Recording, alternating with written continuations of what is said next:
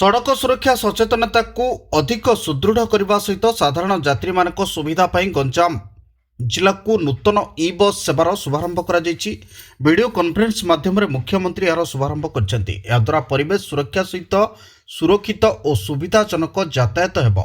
ए अवसर में ब्रह्मपुर स्थित हलदियापदर बस स्टाण्ड ठारू ई बस छत्रपुर अभिमुखे आसीथिला।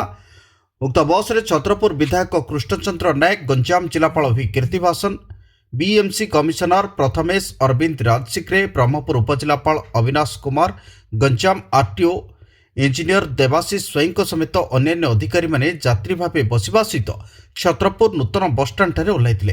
सेठारे ई बस सहित विधायक और अधिकारी मानकु फूल चंदन दे भव्य स्वागत करा जायतिला।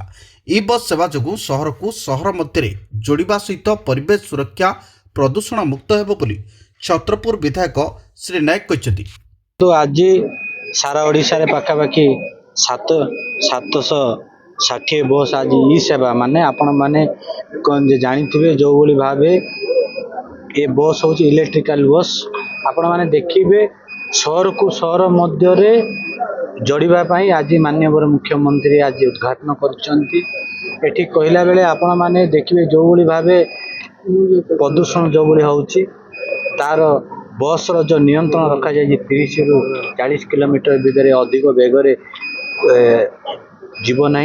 जेहेतु आमर गंजाम जिला को प्रथम थर लगी आज पाखापाखि 25 टी बस दि जाए। बस को समस्ते जो भाई भावे आपण मैंने देखिथिबे गंजाम जिले में सर्वाधिक अधिक एक्सीडेंट होची।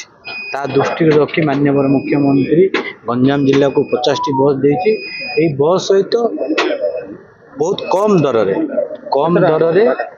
दर जहाँ डिसाइड करेंगे बहुत कम दर रे सेमानंको पे एक नियंत्रण रखा जायछि। आज राज्य सरकार तरफ गोटे सुंदर पदक्षेप गंजाम जिला जोटा ई बस सेवा आदिन रे गंजाम जिला 50 टी बस शुभारंभ माननीय मुख्यमंत्री आज कर ये जो सहर संयोगीकरण निश्चित आगे बढ़ छत्रपुर खास करके गोटे नुआ पदक्षेप उठाई।